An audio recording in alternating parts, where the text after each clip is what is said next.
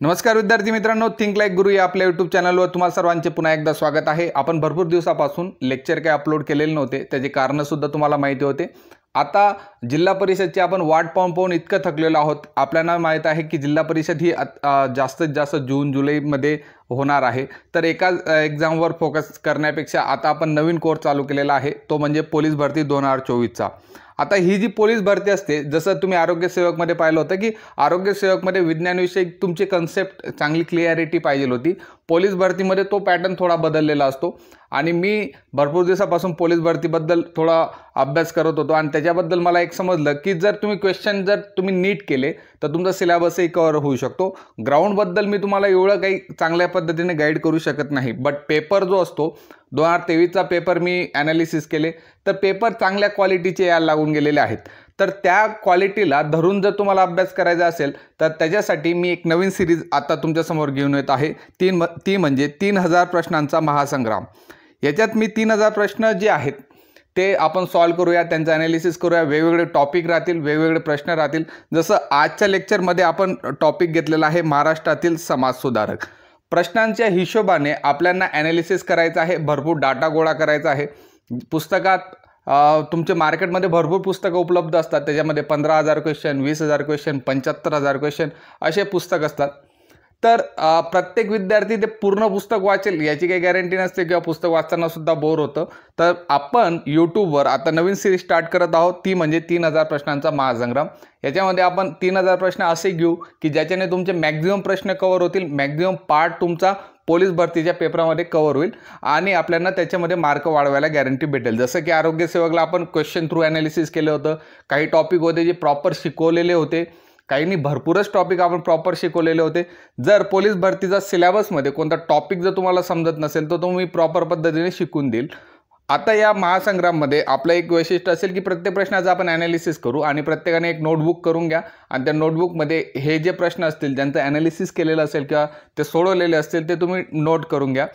1000 प्रश्न किंवा 1500 प्रश्न मी यूट्यूबवर घेईल आणि बाकीचे जे प्रश्न असतील ते मी कोर्समध्ये घेईल। 3000 प्रश्न देण्याचं कारण असं की आधी आपण 3000 प्रश्न कंप्लीट करूया आणि त्याच्यानंतर 5000चं टार्गेट ठेवूया। आता सध्यापुरता आपण 3000 प्रश्नांचा महासंग्राम घेत आहोत।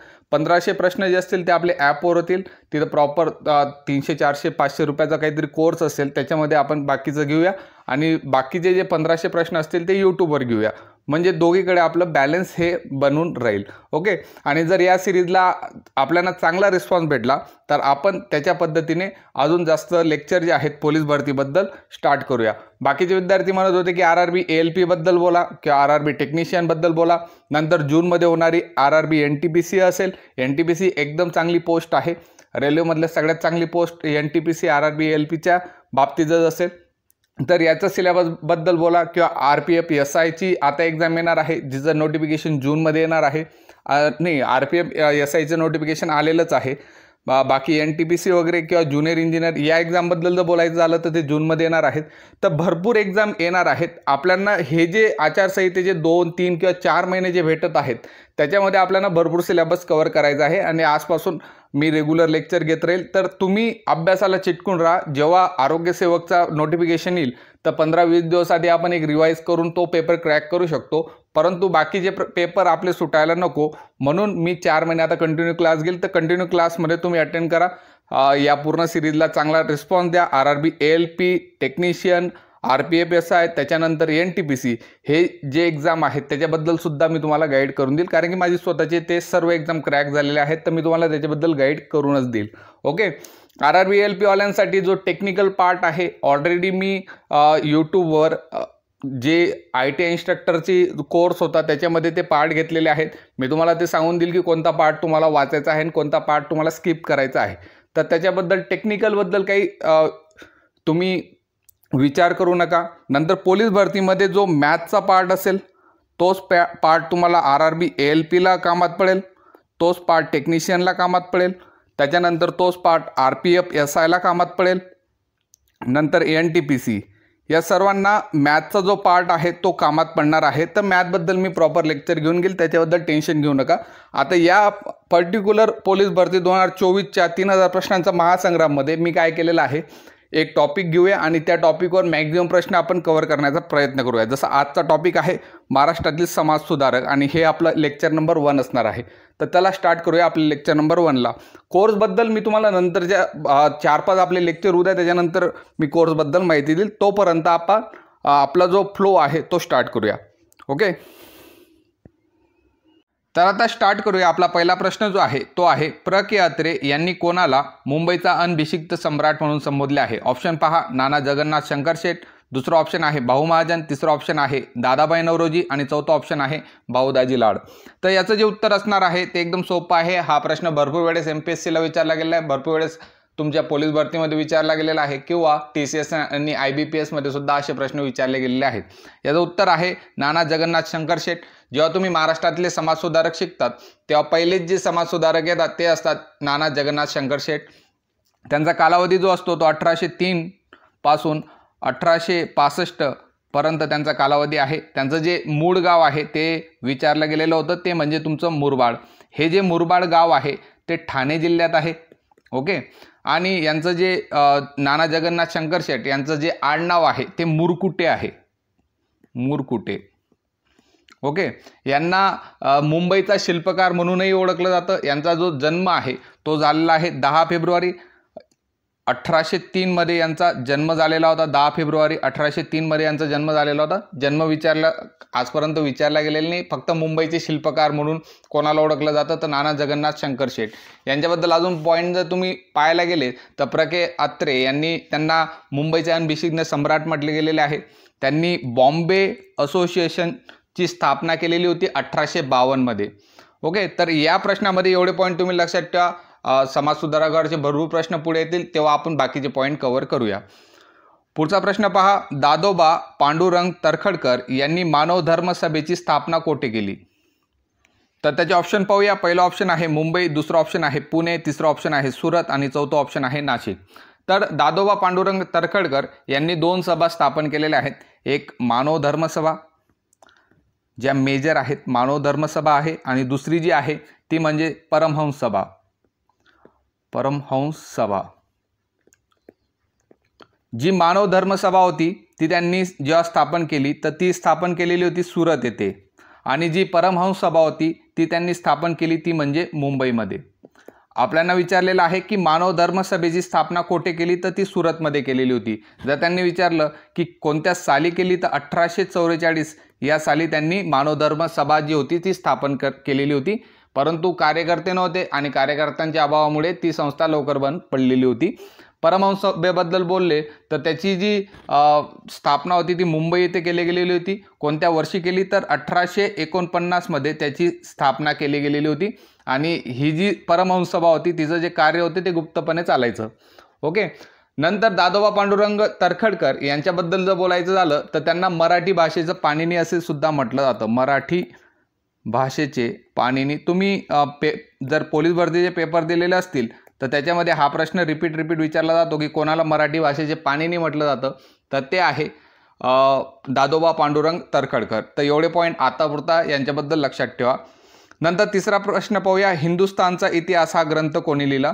ऑप्शन ए आहे भाऊ महाजन, ऑप्शन बी आहे गोपाळ हरी देशमुख, ऑप्शन सी आहे बाळशास्त्री जांभेकर आणि ऑप्शन डी आहे भाऊ दाजी लाड.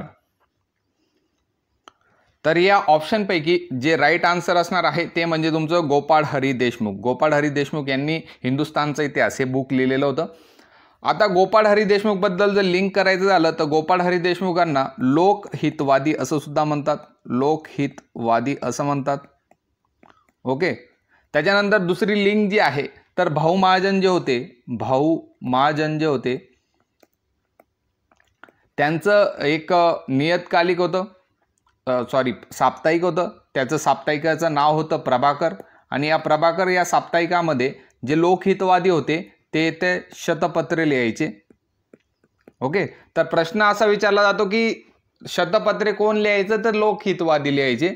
नंतर प्रभाकर या साप्ताहिकाचं बद्दल विचारलं की प्रभाकर साप्ताहिकाचे संपादक कोण होते तर ते भाऊ महाजन होते. ओके, तर लोकहितवादी कोणाला म्हटलं जातं असा सुद्धा प्रश्न विचारला जातो. तर गोपाळ हरी देशमुख यांना लोकहितवादी म्हटलं जातं.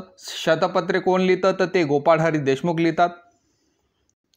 आता यांनी कोणकोणते बुक लिहिले तर हिंदुस्थानाचा जो इतिहास आहे ते बुक जे होतं ते गोपाळ हरी देशमुख यांनी लिहिलेलं आहे. लंका नावाचं बुक जे होतं ते सुद्धा लोकहितवादी यांनी लिहिलेलं आहे. पानिपत, त्याच्यानंतर गुजरात, त्याच्यानंतर पृथ्वीराज चौहान हे जे बुक आहे ते सुद्धा त्यांनी लिहिलं. नंतर स्वामी दयानंद सरस्वती हे चरित्रात्मक जे ग्रंथ होते ते सुद्धा त्यांनी लिहिलेले आहेत. लोकहितवादीबद्दल एवढे मुद्दे सध्यापुरता भरपूर आहेत. ओके, पुढचा प्रश्न पाहूया. सार्वजनिक काका यांचे संपूर्ण नाव काय होते? तर ऑप्शन पाहूया कोणकोणते आहेत. राघव भांडारकर, गणेश वासुदेव जोशी, गोपाळ हरी देशमुख आणि भाऊ महाजन. तर सार्वजनिक काका हे जे नाव आहे ते गवा जोशी म्हणजे गणेश वासुदेव जोशी यांना सार्वजनिक काका असं म्हटलं जातं. यांचा जो जन्म होता तो एका परीक्षेत विचारला गेलेला होता. तर यांचा जन्म सातारा येथे झालेला आहे. ओके, त्याच्यानंतर तर यांना सार्वजनिक काका का म्हटलं जायचं? कारण की सार्वजनिक जी सभा होती त्यांच्या कार्यामध्ये ते म्हणजे सहभाग योग्य पद्धतीने नोंदवायचे, म्हणून त्यांना सार्वजनिक काका असं म्हटलं जायचं. नंतर या सार्वजनिक काकांबद्दल जर बोलायचं झालं तर एक देशी व्यापारोत्तेजक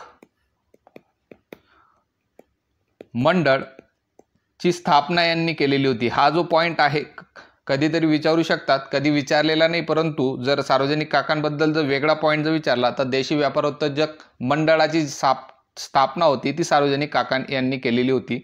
पाचवा प्रश्न पाहूया.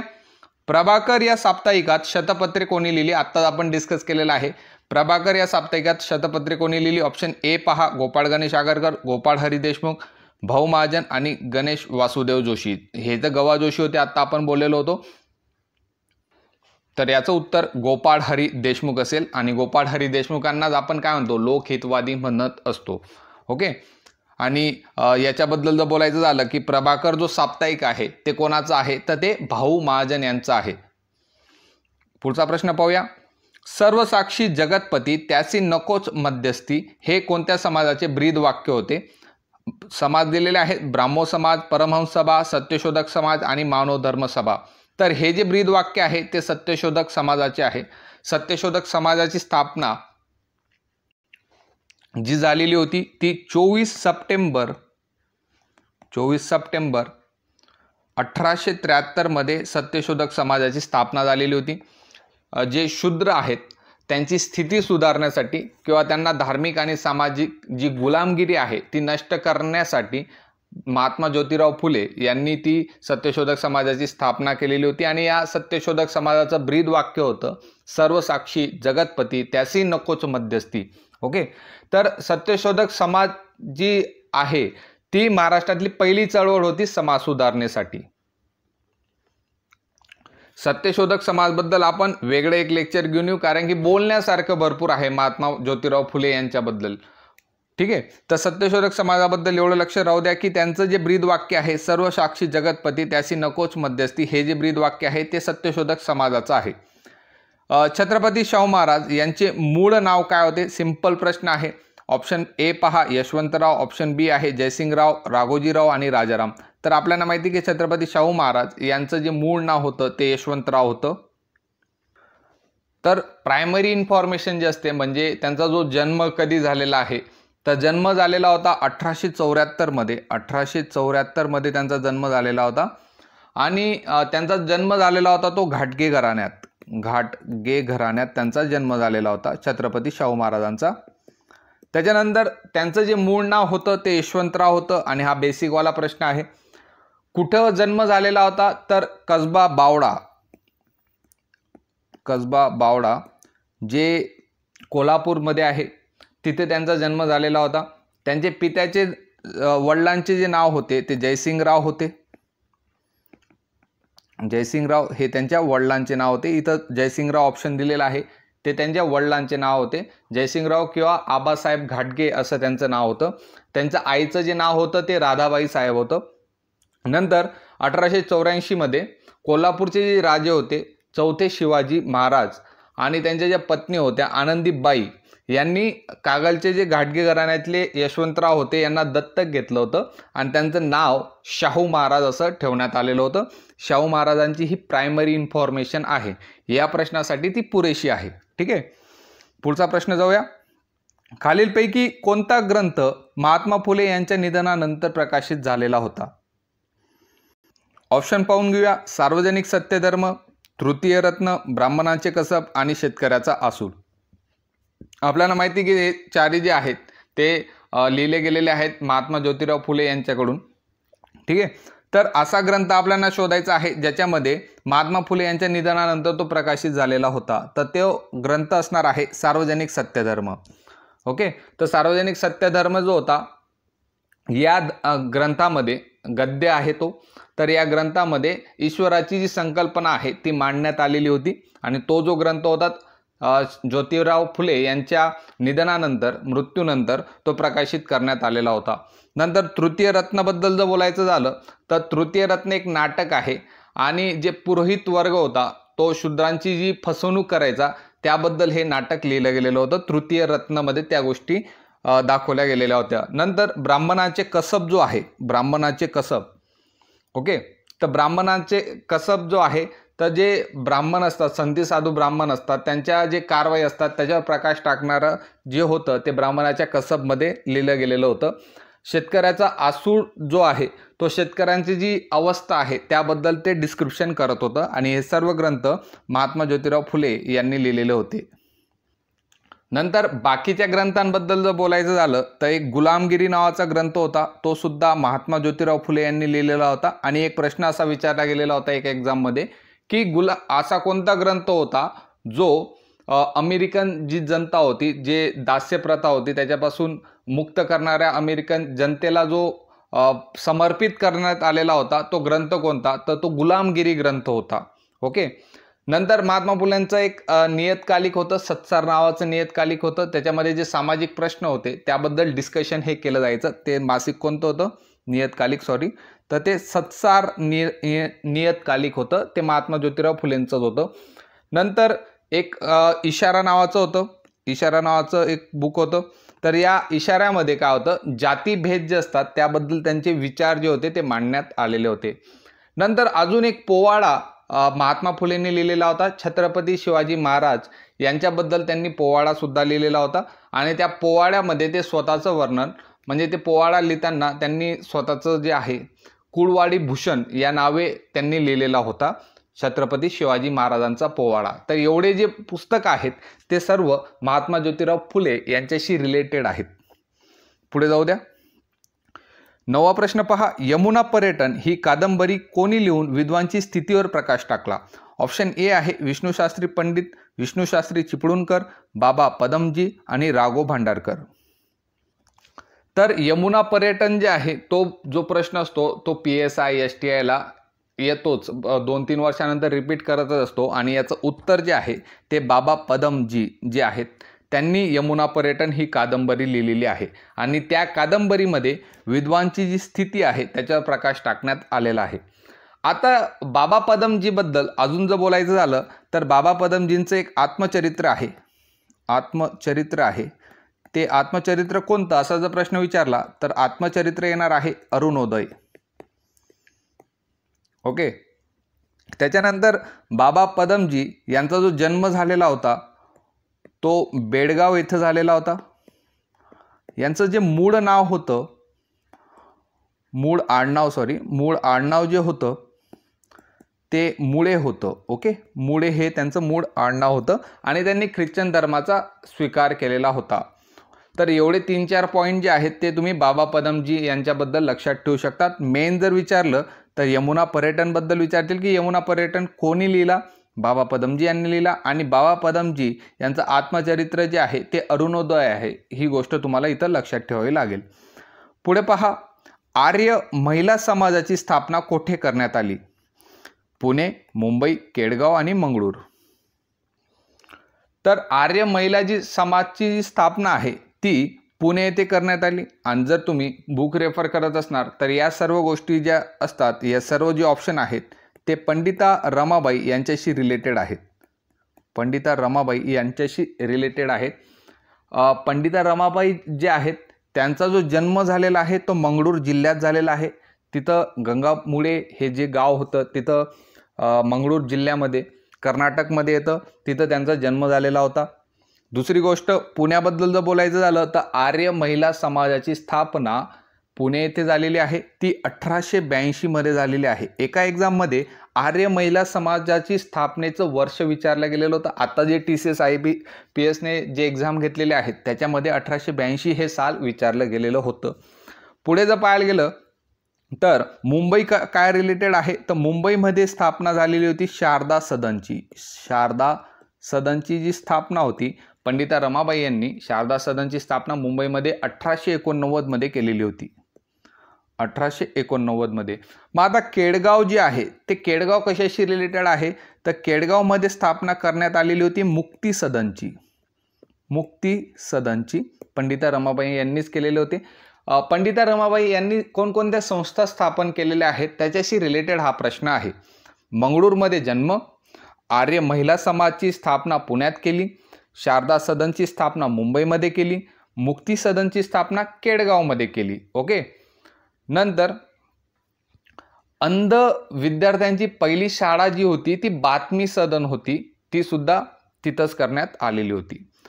तर एवढे पॉईंट तुम्हाला आता सध्यापुरता पंडिता रमाबाईंबद्दल लक्षात ठेवायचे आहेत. कोणकोणते पॉईंट आहेत? पहिला पॉईंट आहे गंगा मुळे, जे जिल्हा मंगळूर, राज्य कर्नाटक येथे आहे, तेथे त्यांचा जन्म झालेला होता. दुसरा आहे आर्य महिला समाजाची स्थापना पुण्यात 1882 साली केली होती. आर्य महिला समाजाची स्थापना करताना त्यांना न्यायमूर्ती रानडे आणि रमाबाई रानडे यांचं जे सहयोग होतं, सहकार्य होतं, ते त्यांना लाभलेलं होतं. नंतर शारदा सदनची स्थापना जी होती ती मुंबईमध्ये झालेली होती 1889 मध्ये, आणि मुक्ती सदन जे स्थापना होती त्याची स्थापना करण्यात आली होती केडगाव येथे. भरपूर पॉईंट आहेत. बाकीचे पॉईंट आपण जसे आपले क्वेश्चन येतील तेव्हा आपण घेऊया.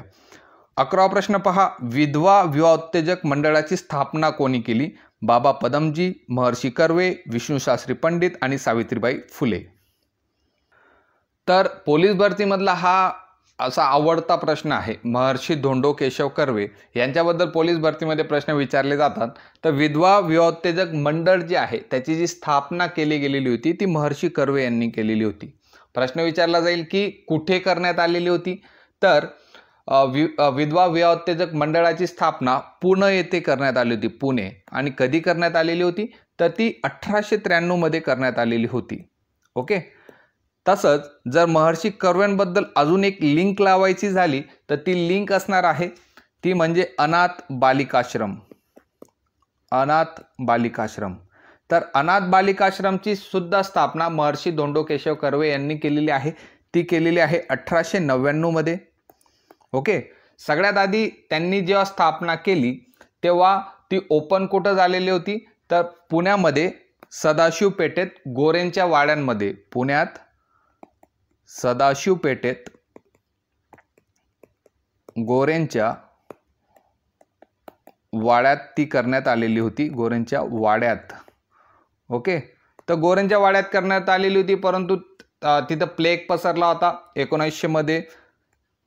प्लेग पसरला असल्या कारणाने ही जी अनाथ बालिकाश्रम होतं त्याचं जे स्थलांतर आहे ते पुण्यामधले हिंगणे येथे करण्यात आलेलं होतं. हिंगणे. ओके. तर या सर्व गोष्टी तुम्हाला लक्षात ठेवायच्या आहेत. आता यांच्याबद्दल भरपूर गोष्टी आहेत, तर एकाच प्रश्नामध्ये या सर्व कव्हर करण्यापेक्षा आपण जसे जसे प्रश्न पुढे जातील तसे तसे गोष्टी कव्हर करण्याचा प्रयत्न करूया. मग त्या गोष्टी लक्षात राहणार नाही, म्हणून एवढ्या गोष्टी मी तुम्हाला सांगितलेल्या आहेत. बाकीचे सांगतील की सर महिला विद्यालय पण सुद्धा स्थापन केलेलं होतं, निष्काम कर्ममठ सुद्धा स्थापन केलेलं होतं, त्याच्यानंतर प्राथमिक शिक्षण मंडळ सुद्धा त्यांनी स्थापन केलेलं होतं, समता संघ. तर आता त्या गोष्टीबद्दल डिस्कस करण्यापेक्षा तो तुमच्यावर लोड जास्त होऊन जाईल, म्हणून सध्यापुरता विधवा विवाहोत्तेजक मंडळाची स्थापना आपल्याला माहीत पाहिजे की ती महर्षी कर्वे यांनी केलेली आहे, आणि महर्षी कर्व्यांबद्दल फक्त एक लिंक माहीत पाहिजे, ती म्हणजे अनाथ बालिकाश्रम बद्दल. ओके. बाकीचं आपण पुढे पाहणारच आहोत. 12वा प्रश्न पहा, माझ्या आठवणी व अनुभव हे आत्मचरित्र कोणाचे आहे? ऑप्शन ए आहे बाबा पदमजी, ऑप्शन बी आहे महर्षी कर्वे, ऑप्शन सी आहे विष्णुशास्त्री पंडित, आणि ऑप्शन डी आहे वीरा शिंदे.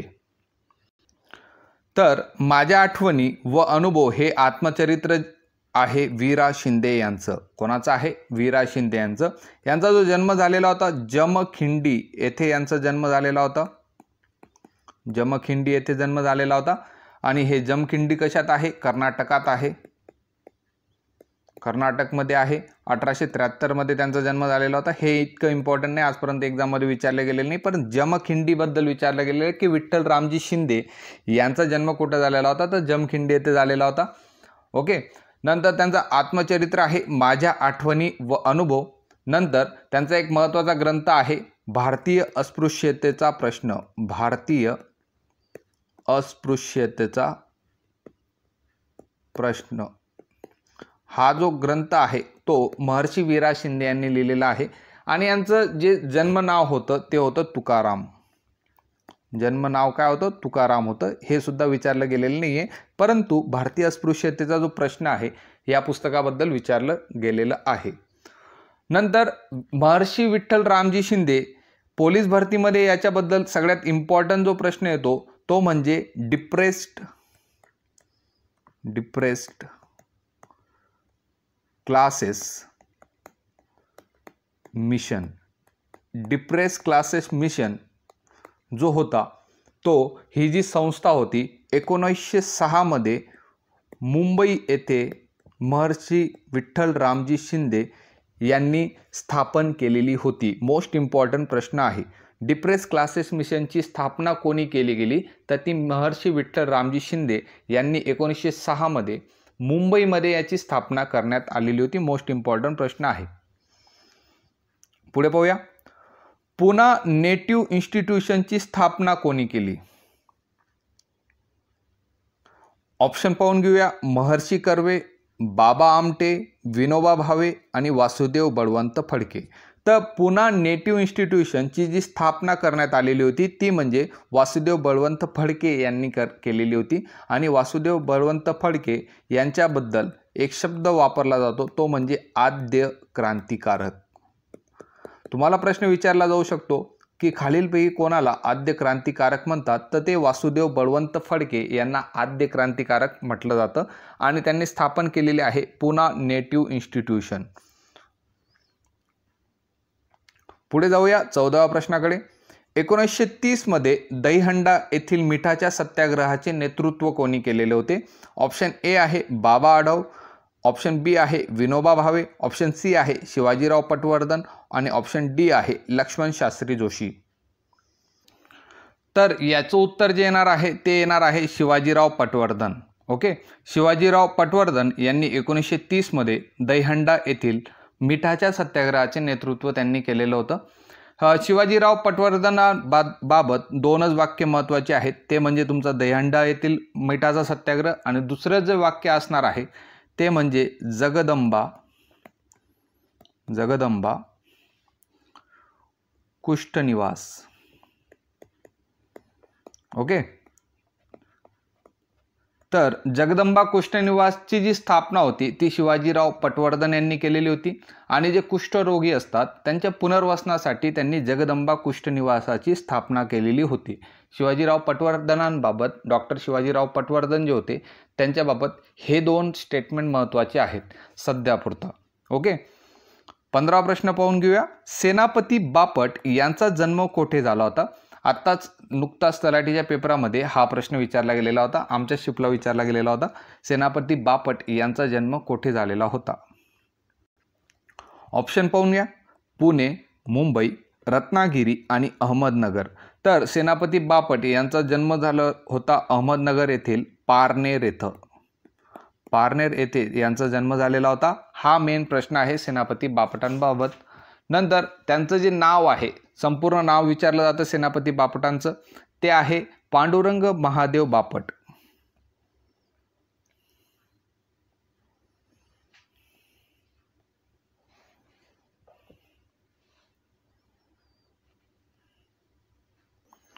तर त्यांचं पूर्ण नाव आहे पांडुरंग महादेव बापट. त्यांचं पूर्ण नाव विचारलं जातं. ओके. त्यांनी कोणता ग्रंथ लिहिलेला आहे? तर तो ग्रंथ लिहिलेला आहे चैतन्य गाथा. त्यांनी ग्रंथ लिहिलेला आहे तो चैतन्य गाथा। नंतर त्यांना सेनापती ही पदवी कधी मिळालेली आहे तर सेनापती पदवी जी आहे ते 1920 मध्ये त्यांना मुळशी जो सत्याग्रह होता तिथं सेनापती बापट यांना सेनापती ही पदवी मिळालेली होती। नंतर अरविंद जे होते, कवी अरविंद जे होते, त्यांचं डिवाइन लाईफ हा जो ग्रंथ आहे त्याचं मराठीत अनुवादन त्यांनी केलेलं होतं। इतकं डीप विचारलं जाणार नाही, परंतु तुम्हाला गोष्ट काय काय लक्षात ठेवायची आहे, त्यांचा जन्म कुठे झालेला होता ते पारनेर येथे झालेला होता, अहमदनगर जिल्ह्यात आहे। दुसरी गोष्ट लक्षात ठेवायची आहे, त्यांचं पूर्ण नाव पांडुरंग महादेव बापट हे त्यांचं पूर्ण नाव आहे। नंतर तिसरी गोष्ट लक्षात ठेवायची आहे की त्यांनी कोणता ग्रंथ लिहिलेला आहे, ती चैतन्य गाथा हा ग्रंथ लिहिलेला आहे। आणि 1921 मध्ये त्यांनी मुळशी सत्याग्रहामध्ये त्यांना सेनापती ही पदवी मिळालेली होती। हे 4 पॉईंट आत्तापुरता लक्षात राहू द्या। 16वा प्रश्नाकडे जाऊया। हंटर व अखंड भारत या 2 नियतकालिकांचे संस्थापक कोण होते? ऑप्शन पहा बाबा आढाव, ऑप्शन बी आहे शिवाजीराव पटवर्धन, सी आहे भाई बागल आणि डी आहे पंजाबराव देशमुख। ऑप्शन एलिमिनेट करा। शिवाजीराव पटवर्धन बद्दल आपण बोललेलो आहोत तर ते ऑप्शन येणार नाही। हंटर आणि अखंड भारत या 2 नियतकालिकांचे संस्थापक आहेत भाई बागल। हंटर व अखंड भारत या 2 नियतकालिकांचे संस्थापक कोण आहेत तर ते भाई बागल आहेत। ठीक आहे, यांच्याबद्दल त्यांनी अजून एक पुस्तक लिहिलेलं आहे, ते म्हणजे बहुजन समाजाचे शिल्पकार हे पुस्तक जे आहे ते त्यांनी लिहिलेलं आहे। आणि जर भाई बागल यांच्याबद्दल एक मोस्ट इम्पॉर्टंट प्रश्न येतो तो म्हणजे प्रजा परिषदची स्थापना कोणी केली? प्रजा परिषदची स्थापना कोणी केली? तर उत्तर येणार आहे भाई माधवराव बागल यांनी प्रजा परिषदची स्थापना केलेली आहे। हा प्रश्न जास्त विचारला गेलेला आहे। प्रजा परिषदची स्थापना कोणी केली तर भाई माधवराव बागल यांनी केलेली आहे। ओके, 17वा प्रश्न पहा। ज्वाला आणि फुले हा काव्यसंग्रह कोणी लिहिला? बाबा आढाव, बाबा आमटे, विनोबा भावे आणि विदा सावरकर। तर ज्वाला आणि फुले हा जो काव्यसंग्रह लिहिला गेलेला आहे तो लिहिला आहे बाबा आमटे यांनी। आणि पोलीस भरतीमध्ये हा बाबा आमटेंबद्दल प्रश्न विचारला जातो तो म्हणजे बाबा आमटे यांचं पूर्ण नाव काय आहे? तर बाबा आमटे यांचं पूर्ण नाव आहे मुरलीधर देवीदास आमटे। मुरलीधर देवीदास आमटे हे बाबा आमटे यांचं पूर्ण नाव आहे। आणि त्यांनी 2 काव्यसंग्रह लिहिलेले आहेत, ज्वाला आणि फुले आणि उज्ज्वल उद्यासाठी हे 2 काव्यसंग्रह त्यांनी लिहिलेले आहेत। माती जगविल त्याला मत हे बाबा आमटे यांचं पुस्तक आहे। बाबा आमटे यांना रेमन मॅगसेस भेटलेला आहे 1985 साली। ठीक आहे, त्याच्यानंतर JD बिर्ला अवॉर्ड भेटलेला आहे, टॅप्लेटन भेटलेला आहे, भरपूर अवॉर्ड त्यांना भेटलेले आहेत। तर यांच्याबद्दल हा प्रश्न महत्त्वाचा आहे की बाबा आमटे यांचं पूर्ण नाव काय, तो पोलीस भरतीसाठी मोस्ट इम्पॉर्टंट प्रश्न बनून जातो। 18वा प्रश्न पहा। खालीलपैकी कोणी जवळकर यांच्या मदतीने कैवारी नावाचे वृत्तपत्र सुरू केलेले होते? ऑप्शन ए आहे भास्करराव जाधव, ऑप्शन बी आहे शाहू महाराज, ऑप्शन सी आहे पंडिता रमाबाई, ऑप्शन डी आहे गाडगे महाराज।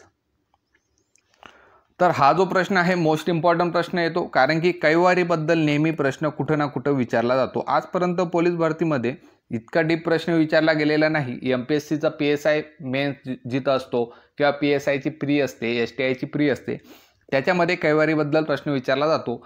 परंतु आपण समाजसुधारक करत आहोत तर त्या लेवलला आपण जाऊया, एक पॉईंट आपल्याला लक्षात ठेवायचा आहे। म्हणून भास्करराव जाधव यांनी दिनकरराव जवळकर यांच्या मदतीने कैवारी नावाचं वृत्तपत्र हे सुरू केलेलं होतं। ठीक आहे, त्यांचा जन्म झालेला होता अलिबाग जिल्ह्यामध्ये। आपण नेक्स्ट प्रश्न पाहूया। 19वा प्रश्न काय आहे? 1911 मध्ये कोल्हापुरात सत्यशोधक समाजाची स्थापना कोणी केली? ऑप्शन ए आहे शाहू महाराज, ऑप्शन बी आहे भास्करराव जाधव, ऑप्शन सी आहे सेनापती बापट आणि ऑप्शन डी आहे महात्मा फुले। ओके, तर इथं सत्यशोधक समाज दिलेला आहे म्हणून तुम्ही महात्मा फुले यांना टिक करून आले तर ऑप्शन तुमचं रॉंग असू शकतं, कारण की प्रश्नात विचारलेलं आहे की 1911 मध्ये कोल्हापुरात कोणी स्थापन केलेलं आहे. तर याचं जे राईट आन्सर असणार आहे ते असणार आहे भास्करराव जाधव. आता आपण मागच्या प्रश्नात पाहिलं होतं की यांनी जवळकर यांच्या मदतीने कैवारी नावाचं वृत्तपत्र सुरू केलेलं होतं. भास्करराव जाधवांबद्दल प्रश्न येण्याची शक्यता जी असते ती PSI STIला जास्त असते. ओके, तर यांच्याबद्दल जर पॉईंट पाहायचे झाले तर यांचा जो जन्म झालेला आहे 17 जून 1867 मध्ये यांचा जन्म अलिबाग जिल्ह्यात झालेला होता. ओके, हा यांचा पहिला पॉईंट आहे. नंतर त्यांनी काय सुरू केलेलं होतं, Maratha education association, Maratha education association हे त्यांनी याची स्थापना केलेली होती. MPSCला विचारला गेलेला प्रश्न आहे आणि भरपूर वेळेस पोलीस भरतीला सुद्धा भास्करराव जाधवांबद्दल जो प्रश्न विचारला जातो तो म्हणजे 1911 मध्ये त्यांनी कोल्हापुरामध्ये सत्यशोधक समाजाची स्थापना केलेली होती. नंतर पुस्तकांबद्दल जर विचारलं तर त्यांचं एक बुक आहे घरचा पुरोहित. हे जे बुक आहे त्यांचे लेखक कोण, तर ते भास्करराव जाधव असतील. ठीक आहे. आणि नंतर 1919 मध्ये यांच्याबद्दल एक घटना आहे, जी सिलेक्ट कमिटी होती तिच्या पुढे यांनी साक्ष दिली होती आणि मराठ्यांसाठी राखीव जागा त्यांनी मागितलेल्या होत्या 1919 मध्ये. सध्या मराठा आरक्षणचा जो मुद्दा आहे त्याच्यामध्ये त्याला लिंक जर करायचं झालं तर भास्करराव जाधव यांनी 1919 मध्ये सिलेक्ट कमिटी पुढे साक्ष दिली होती की मराठ्यांसाठी जागा या राखीव भेटल्या पाहिजे. तर आता आपण पुढचा प्रश्न पाहूया. 20वा प्रश्न आहे, पंढरपूरचे मंदिर अस्पृश्यांना खुले व्हावे यासाठी कोणी सत्याग्रह केला? ऑप्शन ए आहे बाबासाहेब आंबेडकर, ऑप्शन बी आहे बाबा पदमजी, ऑप्शन सी आहे स्वातंत्र्यवीर सावरकर आणि ऑप्शन डी आहे साने गुरुजी. हा जो प्रश्न आहे एकदम सरळ आहे, सिंपल आहे. जर पंढरपूरचे मंदिर जे आहे त्याच्याबद्दल अस्पृश्यांना खुले व्हावे असा जर तुम्हाला प्रश्न विचारला गेला तर याचं उत्तर डायरेक्टली साने गुरुजी येणार आहे. भरपूर वेळेस रिपीटेड प्रश्न आहे. ओके, साने गुरुजींबद्दल हाच प्रश्न जो असतो तो रिपीट येतो. किंवा याच्या अजून एक कंटेस्ट द्यायचा म्हटला तर श्यामची आई हे पुस्तक कोणी लिहिले असं प्रश्न विचारले जायचे आधी. बट आता साने गुरुजींबद्दल जर विचारला गेला तर तो पंढरपूरचं जे मंदिर आहे ते अस्पृश्यांना खुले व्हावे याच्यासाठी कोणी सत्याग्रह केलेला आहे तर त्याचं उत्तर साने गुरुजी येणार आहे. ही गोष्ट तुम्हाला लक्षात ठेवायची आहे. 21वा प्रश्न पाहूया. रयत शिक्षण संस्थेची स्थापना काले येथे कोणत्या साली करण्यात आली होती? तर आपण जेव्हा रयत शिक्षण संस्थेबद्दल बोलत असतो तेव्हा महाराष्ट्रातले एक थोर समाजसुधारक कर्मवीर भाऊराव पाटील हे रयत शिक्षण संस्थेशी आपल्याला रिलेटेड दिसतात. ओके, तर सगळ्यात आधी कर्मवीर भाऊराव पाटील यांचा जन्म कुठं झाला असं जर विचारलं तर त्यांचा जन्म जो झालेला आहे कुंभोज या ठिकाणी. हे जे ठिकाण आहे ते कोल्हापूर येथे आहे. हा तुमचा पहिला प्रश्न असेल. ठीक आहे. भाऊराव पाटील यांनी 1910 मध्ये सांगली जे आहे सांगलीमध्ये दूधगाव जे आहे तिथं दूधगाव शिक्षण प्रसारक मंडळ याची स्थापना केली. दूधगाव शिक्षण प्रसारक मंडळ याची स्थापना केलेली आहे. ओके, नंतर 1919 मध्ये काले येथे जे कराडमध्ये आहे, कराड तालुक्यातलं जे काले गाव आहे, ठीक आहे, तिथे सत्यशोधक समाजाची एक परिषद भरलेली होती आणि तेथे त्यांनी डिक्लेअर केलेलं होतं की जी ग्रामीण जनता आहे त्या ग्रामीण जनतेच्या शिक्षणासाठी शिक्षण संस्था स्थापन करावी असं त्यांनी डिक्लेअर केलेलं होतं आणि तिथंच रयत शिक्षण संस्था स्थापन करण्याचं झालेलं होतं. तर त्याच ठिकाणी ते डिक्लेअर झालेलं होतं. म्हणून रयत शिक्षण संस्थेची स्थापना काले येथे कोणत्या साली करण्यात आली तर उत्तर येणार आहे तुमचं 1919. नंतर जर कर्मवीर भाऊराव पाटलांबद्दल जर पोलीस भरतीला जो प्रश्न येतो त्याच्यामध्ये विचारलं जातं की कर्मवीर भाऊराव पाटील यांचं पूर्ण नाव काय आहे, तर त्यांचं पूर्ण नाव आहे भाऊराव पायगोंडा पाटील. ओके, आणि हरा महाजन जे आहेत त्यांना महाराष्ट्राचा बुकर टी वॉशिंग्टन असं सुद्धा म्हणतात. ओके, मग प्रश्न विचारला जातो की महाराष्ट्राचे बुकर टी वॉशिंग्टन कोणाला म्हटलं जातं? कर्मवीर भाऊराव पाटील त्याचा आन्सर येणार आहे. नंतर भारत सरकारने त्यांना पद्मभूषण हा पुरस्कार सुद्धा दिलेला आहे. नंतर जर पाहायला गेलं तर 1935 मध्ये जे त्यांनी रयत शिक्षण संस्था स्थापन केलेल्या होत्या, तर शिक्षक वर्ग त्यांना तयार करायचा होता. त्याच्यासाठी त्यांनी सिल्वर जुबली रूरल ट्रेनिंग कॉलेजची स्थापना केलेली होती, त्यांनी सुरू केलेले होते. तर कर्मवीर भाऊराव पाटील यांच्यासाठी जर बोलायचं झालं तर पहिलं आहे त्यांचं जन्मस्थळ कोणतं आहे, कुंभोज येथे आहे, जे कोल्हापूरमध्ये आहे. 1910 मध्ये दूधगाव येतं दूधगाव शिक्षण जी प्रसारक मंडळ होती त्या नावाची संस्था त्यांनी स्थापन केलेली आहे. 1919 मध्ये कराड तालुक्यातील काले या गावात जी सत्यशोधक समाजाची जी परिषद भरवली गेलेली होती, तेव्हा त्यांनी रयत शिक्षण संस्था स्थापन करण्याचं ठरवलेलं होतं. ओके. जर तारीख विचारली तर 5 ऑक्टोबर 1919 या दिवशी त्यांनी ते डिक्लेअर केलेलं होतं. ती जी परिषद होती त्या दिवशी भरण्यात आलेली होती आणि तिथं रयत शिक्षण संस्था स्थापन करण्याचं त्यांनी ठरवलेलं होतं. ओके. तर हे सर्व पॉईंट आहेत कर्मवीर भाऊराव पाटील यांच्या बाबतीत, जे तुम्हाला पोलीस भरती PSI ST आहे या ठिकाणी कामात पडतील. पुढचा प्रश्न पाहून घेऊया. 22वा प्रश्न आहे, स्वतंत्र मजूर पक्षाची स्थापना कोणी केली? ऑप्शन ए आहे महात्मा गांधी, ऑप्शन बी आहे महात्मा ज्योतिराव फुले, ऑप्शन सी आहे डॉक्टर बाबासाहेब आंबेडकर आणि ऑप्शन डी आहे जवाहरलाल नेहरू. तर याचं जे उत्तर असणार आहे ते असणार आहे तुमचं डॉक्टर बाबासाहेब आंबेडकर. एकदम सिंपल प्रश्न आहे. स्वतंत्र मजूर पक्ष जो आहे त्याची जी स्थापना केली गेलेली आहे डॉक्टर बाबासाहेब आंबेडकर यांनी केलेली आहे. डॉक्टर बाबासाहेब आंबेडकरांबद्दल भरपूर पॉईंट येतात, ते एकाच प्रश्नामध्ये कव्हर होणार नाहीत. जितके प्रश्न येतील त्याच्यानुसार आपण काय करू, थोडे थोडे पॉईंट जे आहेत ते डिवाइड करून घेऊ. ओके. तर हा जो स्वतंत्र मजूर पक्ष आहे त्याची जी स्थापना केली गेली होती ती 1936 मध्ये केली गेली होती. नंतर डॉक्टर बाबासाहेब आंबेडकर यांचं मत होतं की राजकारण जी आहे ती सर्व समस्यांची गुरुकिल्ली असते, असे डॉक्टर बाबासाहेब आंबेडकर नेहमी म्हणायचे. आणि तो हेतू लक्षात ठेवून त्यांनी राजकीय पक्ष हा जो स्थापन केलेला होता. 15 ऑगस्ट 1936 मध्ये बाबासाहेब आंबेडकरांनी स्वतंत्र मजूर पक्षाची स्थापना केलेली होती. याची जी कन्सेप्ट होती, इंग्लंडमध्ये सुद्धा एक मजूर पक्ष होता, त्याचा आदर्श ठेवून डॉक्टर बाबासाहेब आंबेडकरांनी स्वतंत्र मजूर पक्ष स्थापन केलेला होता. आणि या जो स्वतंत्र मजूर पक्ष होता त्याचं एक मुखपत्र होतं, जनता नावाचं जे मुखपत्र होतं ते स्वतंत्र मजूर पक्षाचं मुखपत्र होतं. ही गोष्ट तुम्हाला लक्षात ठेवायची आहे. नंतर पुढे जाऊन हा जो स्वतंत्र मजूर पक्ष होता 1942 मध्ये विसर्जित झाला आणि 1942 मध्ये त्यांनी डॉक्टर बाबासाहेब आंबेडकरांनी अखिल भारतीय शेड्यूल कास्ट फेडरेशनची स्थापना केलेली होती. हा सुद्धा प्रश्न विचारला जाऊ शकतो की अखिल भारतीय शेड्यूल कास्ट फेडरेशनची स्थापना कोणी केली? तर डॉक्टर बाबासाहेब आंबेडकर यांनी अखिल भारतीय शेड्यूल कास्ट फेडरेशनची स्थापना केली होती. तर सध्यापुरता जर तुम्हाला स्वतंत्र मजूर पक्षाबद्दल जर माहीत करायचं असेल तर 1936 मध्ये स्वतंत्र मजूर पक्षाची स्थापना झालेली आहे. तारीख लक्षात राहू द्या, 15 ऑगस्ट 1936. त्याचं मुखपत्र कोणतं होतं? जनता हे मुखपत्र होतं. आणि 1942 मध्ये स्वतंत्र मजूर पक्ष विसर्जित होऊन अखिल भारतीय शेड्यूल कास्ट फेडरेशनची स्थापना ही करण्यात आलेली होती आणि ती कोणी केलेली होती? डॉक्टर बाबासाहेब आंबेडकर यांनी केलेली होती.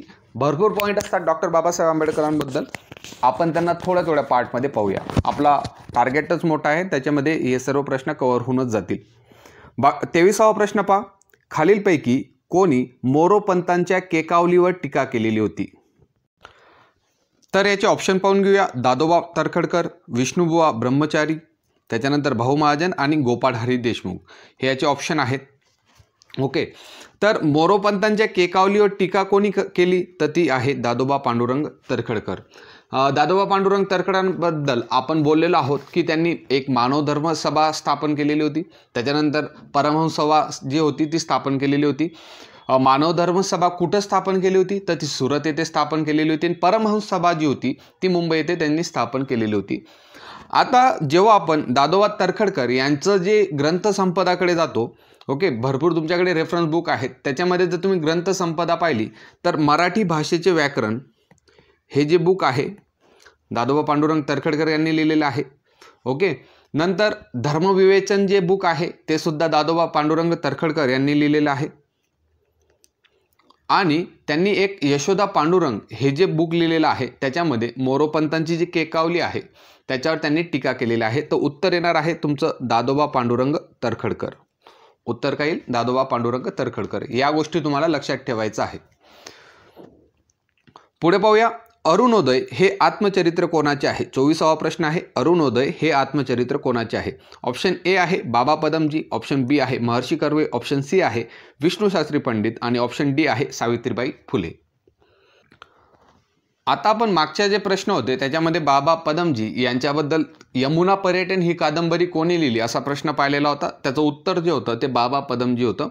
त्याच्यानंतर मी तुम्हाला बोललो होतो की त्यांचं जन्म गाव जे आहे ते बेडगाव आहे. मूळचं जे नाव होतं ते मुळे होतं. ओके. आणि त्यांची यमुना पर्यटन ही कादंबरी फेमस आहे आणि तोच प्रश्न जनरली विचारला जातो. आता पोलीस भरतीमध्ये काय होतं, पोलीस भरतीमध्ये काही लोकांचे आत्मचरित्र सुद्धा विचारले जातात. तर अरुणोदय हे जे आत्मचरित्र आहे ते कोणाचं आहे? तर ते बाबा पदमजी यांचं आहे. तर याचं उत्तर येणार आहे बाबा पदमजी. पुढचं पहा, 25वा प्रश्न आहे. अनाथ बालिकाश्रमची स्थापना कोणी केली? ऑप्शन ए आहे बाबा पदमजी, ऑप्शन बी आहे महर्षी कर्वे, ऑप्शन सी आहे विष्णुशास्त्री पंडित आणि ऑप्शन डी आहे सावित्रीबाई फुले. तर हा जो प्रश्न आहे तो कशाशी रिलेटेड असतो? आपण महर्षी कर्वेंबद्दल बोललेलो होतो. तर महर्षी कर्वेंनी कोणकोणत्या संस्था स्थापन केलेल्या आहेत त्याच्याशी रिलेटेड हा प्रश्न आहे. याचं उत्तर देणार आहे अनाथ बालिकाश्रमची जी स्थापना आहे ती महर्षी कर्वे यांनी केलेली आहे. महर्षी कर्वे यांनी केलेली आहे. महर्षी कर्वे यांनी केलेली आहे. ओके. तर आता आपण पाहूया की कोणकोणत्या संस्था ज्या आहेत त्या महर्षी कर्वे यांनी स्थापन केलेल्या आहेत. पहिली जी संस्था येणार आहे ती येणार आहे विवाह उत्तेजक मंडळ.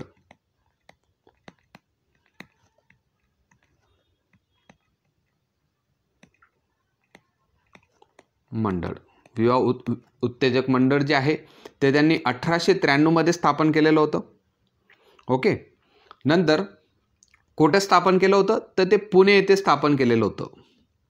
महर्षी कर्वेंनी विवाह उत्तेजक मंडळ जे स्थापन केलेलं होतं तर ते 1893 मध्ये पुणे येथे त्यांची स्थापना केलेली होती. दुसरी जी संस्था येते आपल्या प्रश्नामधली ती आहे अनाथ बालिकाश्रम.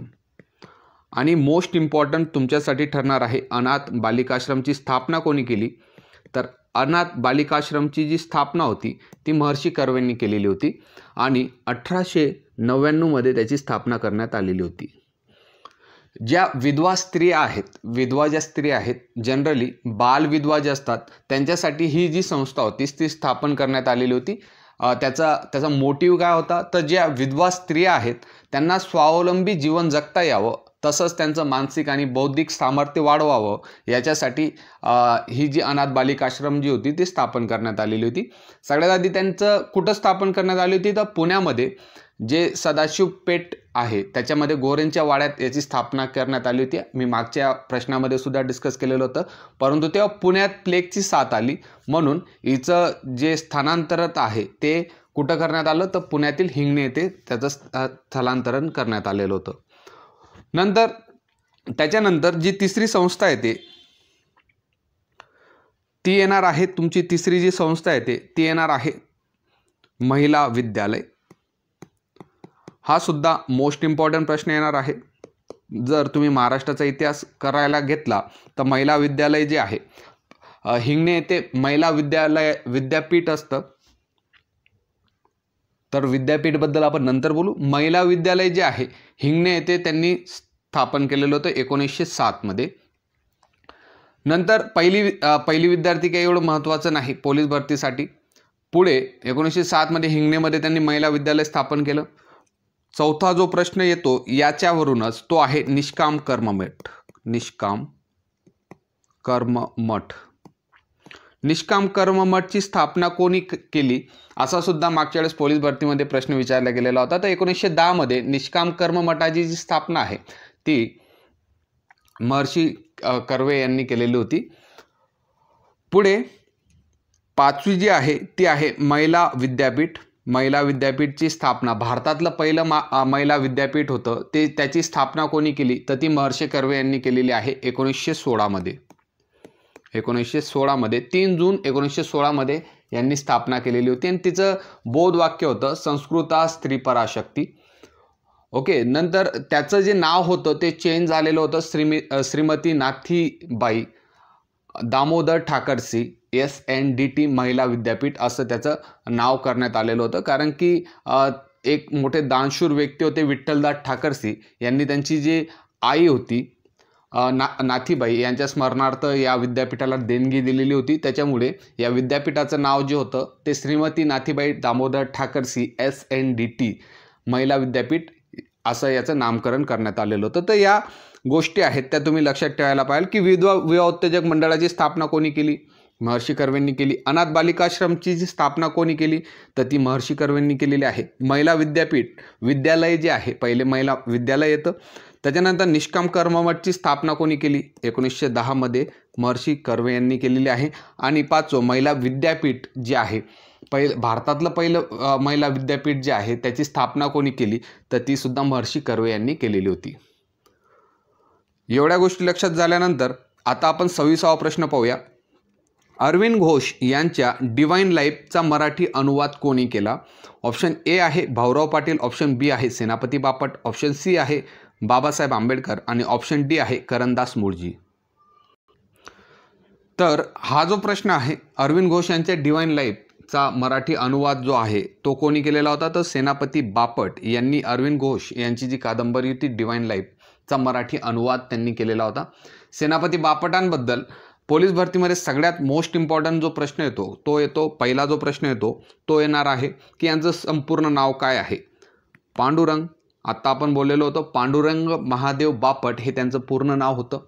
नंतर त्यांना सेनापती पदवी कधी भेटली? तर मुळशी जो सत्याग्रह केलेला होता त्या सत्याग्रहामध्ये त्यांना सेनापती ही पदवी भेटलेली होती.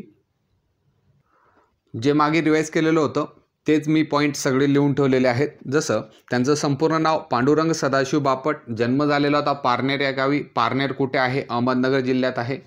तलाठीला विचारला गेलेला प्रश्न आहे की सेनापती बापट यांचा जन्म जो आहे तो कोणत्या जिल्ह्यात झालेला आहे? मागच्या वेळेस 2023 पोलीस भरतीमध्ये सुद्धा एका पेपरामध्ये हा प्रश्न विचारला गेलेला आहे. नंतर त्यांना सेनापती ही पदवी कधी भेटली? तर मुळशी सत्याग्रह 1921 त्यांना सेनापती ही पदवी भेटलेली होती. नंतर त्यांनी अरविंद घोष यांचं जी डिवाइन लाईफ आहे त्या पुस्तकाचं ट्रान्सलेशन दिव्य जीवन मध्ये केलेलं होतं आणि चैतन्य गाथा हा त्यांचा ग्रंथ आहे. हे 4 पॉईंट तुम्ही सेनापती बापटांबद्दल लक्षात ठेवायचे आहेत. त्याच्यानंतर श्यामजी कृष्ण वर्मा होते. त्यांच्या साह्याने ते इंग्लंडहून फ्रान्सला गेलेले होते आणि पॅरिसमध्ये राहून त्यांनी काय केलेलं होतं? ती बॉम्ब जे बनवायची जी विद्या होती, बॉम्ब कसं बनवण्यात येतं त्याची विद्या जी होती ती हस्तगत करण्यात आली होती त्यांच्याकडून. नंतर एक माणिक तोडा इथं बॉम्बस्फोट झालेला होता आणि त्याच्यामध्ये त्यांचं नाव आल्यामुळे ते भूमिगत झालेले होते. या सर्व गोष्टी ज्या होत्या त्या सेनापती बापट यांच्याबद्दल महत्त्वाच्या होत्या. हे 4 पॉईंट जे आहेत ते लक्षात तुम्हाला ठेवायचे आहेत. 27वा प्रश्न पाहूया. अखिल भारतीय बहिष्कृत समाजाची पहिली परिषद कोठे भरलेली होती? अखिल भारतीय बहिष्कृत समाजाची पहिली परिषद कोठे भरली गेलेली होती? ऑप्शन ए आहे पुणे, ऑप्शन बी आहे नाशिक, ऑप्शन सी आहे कोल्हापूर आणि ऑप्शन डी आहे नागपूर. तर अखिल भारतीय बहिष्कृत समाजाची पहिली परिषद जी भरली गेली होती ती नागपूर येथे भरली गेलेली होती. याच्याबद्दल मी पुढे तुम्हाला एक्सप्लेन करणार आहे म्हणून आता इथं काही मी ते घेत नाही. 28वा प्रश्न पहा. मी हिंदू म्हणून जन्माला आलो असलो तरी हिंदू म्हणून मरणार नाही असे डॉक्टर बाबासाहेब आंबेडकर कोठे म्हणाले होते? पहिलं ऑप्शन आहे माडीवाळा औरंगाबाद, येवला नाशिक, नायगाव मुंबई आणि कामठी नागपूर. तर याचं उत्तर जे येणार आहे ते येणार आहे तुमचं येवला नाशिकमध्ये. ओके. डेट होती 23 ऑक्टोंबर 1935 डॉक्टर बाबासाहेब आंबेडकर म्हणाले होते नाशिक येथे त्यांनी प्रतिज्ञा घेतली होती की मी हिंदू म्हणून जन्माला आलो आहे तरी मी हिंदू म्हणून मरणार नाही. आणि 14 ऑक्टोंबर 1956 या दिवशी त्यांनी आपले हजारो अनुयायी आहेत त्यांच्यासोबत नागपूर येथे बौद्ध धर्माची दीक्षा घेतलेली होती. कुठं घेतलेली होती? नागपूर येथे बौद्ध धर्माची दीक्षा त्यांनी घेतलेली होती. तर येवला नाशिकला बोललेले होते आणि धर्माची जी बौद्ध धर्माची जी दीक्षा होती ती कुठं घेतली होती? नागपूरला. आणि नागपूरला दीक्षाभूमी असं संबोधलं जातं. आणि जो 14 ऑक्टोंबर हा दिवस आहे धर्मचक्र प्रवर्तन दिन म्हणून तो साजरा केला जातो.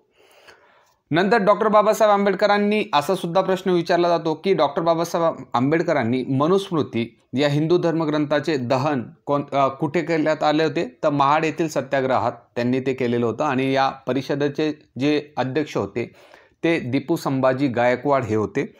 तर या गोष्टी तुम्हाला माहीत पाहिजे.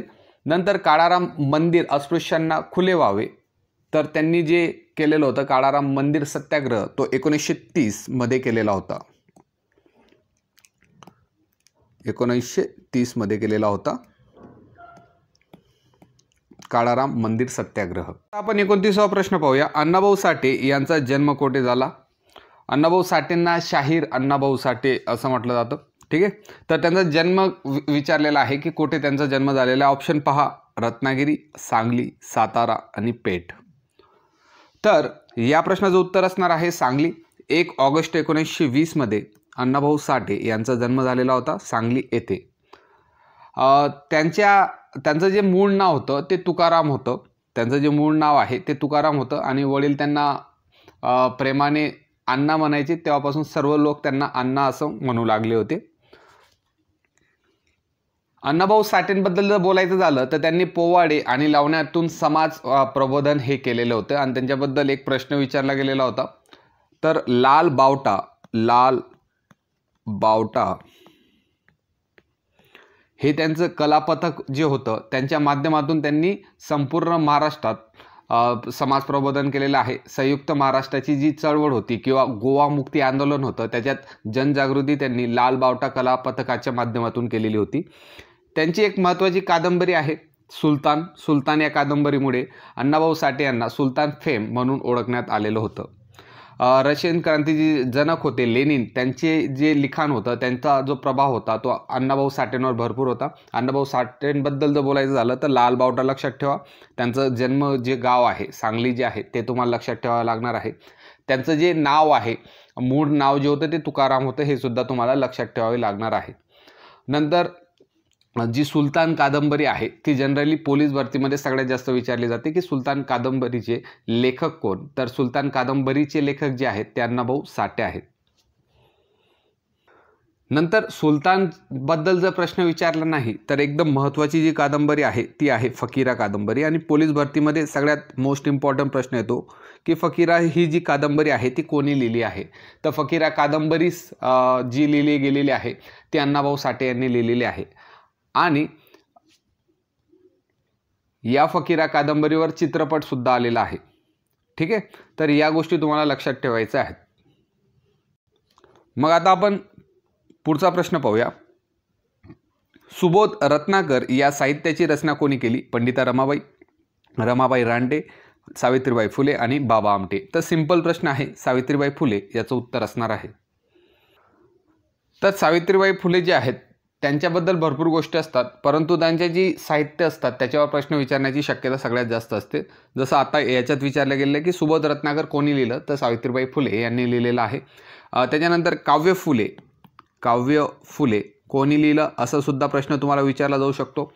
त्याच्यानंतर बावन कशी हे कोणी लिहिलं ते सुद्धा प्रश्न विचारला गेलेला आहे. नंतर मातोश्री सावित्रीबाईची भाषणे व गाणी ह्या ज्या साहित्य रचना आहेत ते कोणी लिहिलेलं आहेत? तर सावित्रीबाई फुले यांनी लिहिलेले आहेत.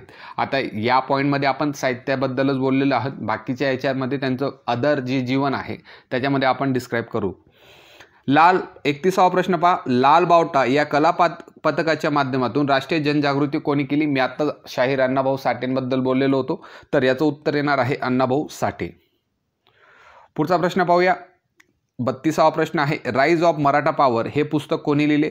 ऑप्शन ए आहे भास्करराव जाधव, ऑप्शन बी आहे महादेव गोविंद रानडे, ऑप्शन सी आहे दादोबा तरखडकर आणि ऑप्शन डी आहे राघव भांडारकर. तर याचं जे उत्तर येणार आहे ते येणार आहे महादेव गोविंद रानडे. ओके, न्यायमूर्ती महादेव गोविंद रानडे म्हटलं जातं. 1842 मध्ये यांचा जन्म झालेला होता निफाड येथे जे नाशिक जिल्ह्यात आहे. आणि यांच्याबद्दल जर महत्त्वाचे पॉईंट लक्षात ठेवायचे झाले तर यांनी राईज ऑफ मराठा पॉवर हे बुक लिहिलेलं आहे. Rise of Maratha power Mumbai विद्यापीठाचे पहिले पदवीधर मुंबई विद्यापीठाचे पहिले पदवीधर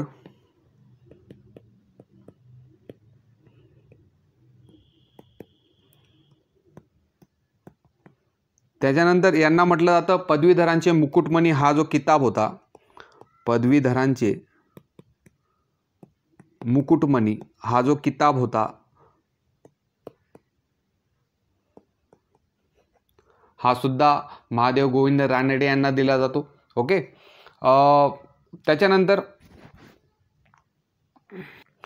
सध्यापुरता मी अजून एक पॉईंट याच्यामध्ये ॲड करतो, ती आहे मराठी ग्रंथ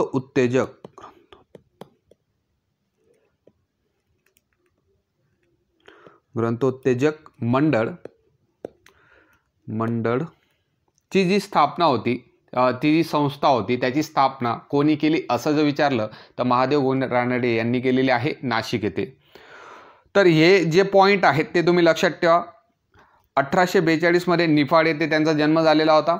नंतर राईज ऑफ मराठा पॉवर हे बुक महादेव गोविंद रानडे यांनी लिहिलेलं आहे. मुंबई विद्यापीठाचे पहिले पदवीधर होते. पदवीधरांचे मुकुटमणी हा किताब त्यांना भेटलेला होता. आणि मराठी ग्रंथोत्तेजक मंडळ नावाची जी संस्था होती त्याची स्थापना नाशिक येथे त्यांनी केलेली होती. गोखले हे रानडेंचे शिष्य होते असा सुद्धा प्रश्न विचारला जाऊ शकतो, म्हणून ह्या गोष्टी तुम्ही लक्षात राहू शकतात. 33वा प्रश्न पहा. डोंगरीच्या तुरुंगातील 101 दिवस हे पुस्तक कोणी लिहिले? ऑप्शन काय दिलेले आहेत? ए आहे गोपाळ गणेश आगरकर, बी आहे लोकमान्य टिळक, सी आहे महात्मा गांधी आणि डी आहे विदा सावरकर. तर जनरली हा प्रश्न एकदम इझी स्वरूपाचा असतो आणि पोलीस भरतीला हा प्रश्न विचारलाच जातो. ओके. आणि भरपूर वेळेस रिपीटेड क्वेश्चन आहे आणि सर्वांना माहीत आहे की याचं उत्तर जे आहे ते आहे गोपाळ गणेश आगरकर. मग गोपाळ गणेश आगरकर यांच्यावर जर प्रश्न विचारला तर कोणकोणते पॉईंट महत्त्वाचे आहेत मी आधी लिहून ठेवतो कोणकोणते पॉईंट महत्त्वाचे आहेत ते. तर आगरकरांबद्दल सर्वात मेन पॉईंट जो येतो तो त्यांचा जन्म जो झालेला आहे तो टेंभू या गावी झालेला आहे. तालुका असेल कराड आणि जिल्हा असेल सातारा. ओके. तर प्रश्न जो विचारला फ्रेम झाला तर असं विचारलं जाऊ शकतं की जे गोपाळ गणेश आगरकर आहेत त्यांचा जन्म कोणत्या जिल्ह्यात झाला, तर ते सातारा जिल्ह्यात त्यांचा जन्म झालेला आहे. नंतर दुसरा पॉईंट गोपाळ गणेश आगरकरांबद्दल येतो ते म्हणजे चिपळूणकर, टिळक आणि आगरकर यांनी न्यू इंग्लिश स्कूलची स्थापना केलेली होती. हा सुद्धा एक महत्त्वाचा पॉईंट आहे. न्यू इंग्लिश स्कूलची स्थापनेमध्ये कोणाचा हात आहे असं सुद्धा विचारलं जातं. ओके. नंतर तिसरा पॉईंट येतं की संमती वय विधेयकाचे समर्थन गोपाळ गणेश आगरकर यांनी केलेले होते. चौथा पॉईंट जो येतो तो आहे विकार विलसित. विकार विलसित हे एक नाटक होते. शेक्सपियरचे एक नाटक आहे, हॅम्लेट नावाचं नाटक आहे. त्या हॅम्लेट नावाचे जे नाटक होते त्याला ट्रान्सलेट करून त्याला विकार विलसित हे नाटक जे लिहिलं गेलेलं होतं ते गोपाळ गणेश आगरकरांनी लिहिलं होतं. नंतर केसरीचे पहिले संपादक कोण होते असा प्रश्न जर आला तर केसरीचे पहिले संपादक होणार आहेत ते म्हणजे गोपाळ गणेश आगरकर. ओके. नंतर सुधारक साप्ताहिक कोणी सुरू केले असा जर तुम्हाला प्रश्न आला तर त्याचं उत्तर सुद्धा गोपाळ गणेश आगरकर येणार आहे. सुधारक हे साप्ताहिक गोपाळ गणेश आगरकर यांनी सुरू केलेले आहे. नंतर कोल्हापूरमधले जे बर्वे प्रकरण होते त्या बर्वे प्रकरणामध्ये गोपाळ गणेश आगरकर आणि लोकमान्य टिळक यांना 101 दिवसाचा तुरुंगवास झालेला होता आणि तिथंच त्यांनी आपल्या प्रश्नामध्ये जो विचारलेला आहे की डोंगरीच्या तुरुंगातील 101 दिवस हे जे पुस्तक होतं ते त्यांनी तिथं लिहिलेलं होतं. ठीक आहे. तर कोल्हापूरचं बर्वे प्रकरण मुळे त्यांना 101 दिवसाचा तुरुंगवास हा झालेला होता. आणि जर तुम्हाला कालखंड जर लक्षात ठेवायचा असेल तर 1856 ते 1895 हा त्यांचा कालखंड आहे. 1856 पासून 1895 पर्यंतचा त्यांचा कालखंड आहे. इतके जर पॉईंट तुम्ही गोपाळ गणेश आगरकर यांच्याबद्दल लक्षात ठेवले तर तुमचा जो क्वेश्चन येणार आहे तो टॅकल होऊन जाईल आणि एकाच प्रश्नामध्ये तुमचे भरपूर पॉईंट हे कव्हर झालेले आहेत. ओके. तर जन्म लक्षात ठेवायचा आहे, तालुका कराड आणि जिल्हा सातारा हे तुम्हाला लक्षात ठेवायचं आहे. नंतर न्यू इंग्लिश स्कूलची स्थापनेत त्यांचं योगदान होतं. नंतर संमती वय विधेयकाचे समर्थन त्यांनी केलेले होते. विकार विलसित हे नाटक लिहिलेले होते. नंतर केसरीचे पहिले संपादक ते होते. सुधारक जे साप्ताहिक आहे, सुधारक साप्ताहिक कोणी सुरू केले असा जर प्रश्न विचारला तर ते गोपाळ गणेश आगरकर येणार आहेत. आणि कोल्हापूरच्या बर्वे प्रकरणात लोकमान्य टिळक आणि गोपाळ गणेश आगरकर या दोघांना 101 दिवसाचं तुरुंगवास हा झालेला होता. तर हे सुद्धा कोल्हापूरचं बर्वे प्रकरण पोलीस भरतीला येत नाही कोल्हापूरच्या बर्वे प्रकरणाबद्दल, परंतु PSI STIचं जे पेपर असतात त्यांच्यामध्ये येत असतो. फक्त एक एक्स्ट्रा पॉईंट म्हणून मी ॲड केलेला आहे. पोलीस भरतीला जनरली विकार विलसित, केसरीचे पहिले संपादक, सुधारक साप्ताहिक आणि न्यू इंग्लिश स्कूल याबद्दल तुम्हाला प्रश्न विचारला जाऊ शकतो. ओके, तर आपण नेक्स्ट प्रश्न पाहूया. बाकी जे पॉईंट येतील ते मी तुम्हाला पुढे सांगणारच आहे. जसे जसे आपले प्रश्न पुढे सरकत जातील त्या पद्धतीने आपले पॉईंट हे येत असतील. 34वा प्रश्न पाहूया. मुरडी प्रतिबंधक चळवळ कोणी सुरू केली? ऑप्शन ए आहे गोपाळ गणेश आगरकर, ऑप्शन बी आहे वीरा शिंदे, ऑप्शन सी आहे दिनकरराव जवळकर आणि ऑप्शन डी आहे विदा सावरकर. तर याचं जे उत्तर येणार आहे ते येणार आहे महर्षी वीरा शिंदे. ओके, आणि आता महर्षी वीरा शिंदे यांच्याबद्दल जर प्रश्न निघाले तर पहिले येणार आहे मुरडी प्रतिबंधक चळवळ कोणी सुरू केली. जास्त डीप हा प्रश्न होऊन जातो. जनरली महर्षी वीरा शिंदे यांच्याबद्दल जर बोलायचं झालं तर डिप्रेस क्लासेस मिशन ही संस्था त्यांनी स्थापन केलेली आहे. विठ्ठल रामजी शिंदे यांनी डिप्रेस क्लासेस मिशन जे आहे ते चालू केलेलं होतं. दुसरा प्रश्न यांचा येतो की राष्ट्रीय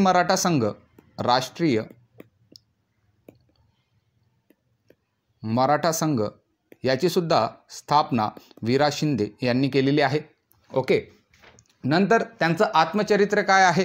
त्यांचं आत्मचरित्र आहे माझ्या आठवणी व अनुभव, हे त्यांचं आत्मचरित्र आहे महर्षी वीरा शिंदे यांचं. ठीक आहे.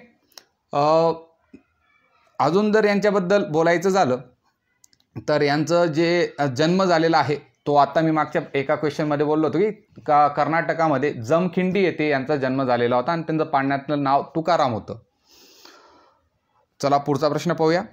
35वा प्रश्न आहे फकीरा ही कादंबरी कोणी लिहिली? याबद्दल आपण ऑलरेडी डिस्कस केलेलं आहे. फकीरा ही जी कादंबरी लिहिलेली आहे ती अण्णाभाऊ साठे यांनी लिहिलेली आहे. अण्णाभाऊ साठेंबद्दल आपण भरपूर गोष्टी कव्हर केलेल्या आहेतच. 36वा प्रश्न पाहूया. खालीलपैकी कोणाला मराठी भाषेचे शिवाजी म्हणून ओळखले जाते? ऑप्शन ए आहे विष्णूशास्त्री चिपळूणकर, ऑप्शन बी आहे वीरा शिंदे, ऑप्शन सी आहे डॉक्टर बाबासाहेब आंबेडकर आणि ऑप्शन डी आहे महात्मा फुले. तर हा जो प्रश्न आहे जनरली तुमचं मराठी जे ग्रामर असतं त्याला लिंक केलेला असतो. मराठी ग्रामरमध्ये लास्टला ज्यांनी मराठी भाषेसाठी केलेलं आहे त्यांचे वेगवेगळे टोपण नावं जे असतात ते दिलेले असतात आणि जे विष्णूशास्त्री चिपळूणकर आहेत त्यांबद्दल हे वाक्य वापरलं जातं की मराठी भाषेचे शिवाजी असं कोणाला उल्लेखलं जातं तर ते आहेत विष्णूशास्त्री चिपळूणकर. तर विष्णूशास्त्री चिपळूणकर यांचा जन्म झालेला आहे रत्नागिरी येथे.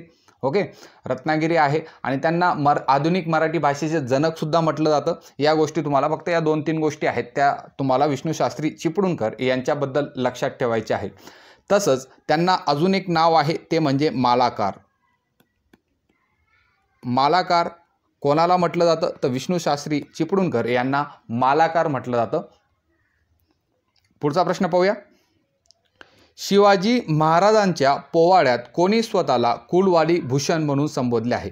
आपण जेव्हा महात्मा फुले यांचे बुक पाहत होतो तेव्हा मी तुम्हाला सांगितलं होतं की यांनी शिवाजी महाराजांवर पोवाडा लिहिला होता आणि स्वतःला कुलवाडी भूषण म्हणून संबोधले होते. तर याचं उत्तर येणार आहे महात्मा फुले. पुढचा प्रश्न पाहूया. 38वा प्रश्न आहे खालीलपैकी कोण खतवाडीच्या बंडाशी संबंधित आहे? खतवाडीचा जो बंड झालेला होता खालीलपैकी कोण याच्याशी संबंधित आहे? ऑप्शन ए आहे गोपाळ गणेश आगरकर, ऑप्शन बी आहे वीरा शिंदे, ऑप्शन सी आहे डॉक्टर बाबासाहेब आंबेडकर आणि ऑप्शन डी आहे महात्मा ज्योतिराव फुले. तर एकदम जुन्या जी क्वेश्चन पेपर होती त्याच्यामध्ये एकदा हा प्रश्न विचारला गेलेला होता आणि त्याच्यानंतर रिपीटच झाला नाही. तर याचं उत्तर जे दिलेलं होतं ते महात्मा फुले दिलेलं आहे. ओके, महात्मा फुलेंबद्दल महाराष्ट्राचे त्यांना मार्टिन ल्युथर किंग म्हटलं जातं.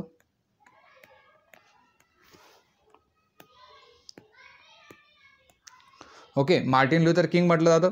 त्याच्यानंतर त्यांच्याबद्दल आपण काही जे पॉईंट होते ते आपण ऑलरेडी डिस्कस केलेले आहेत.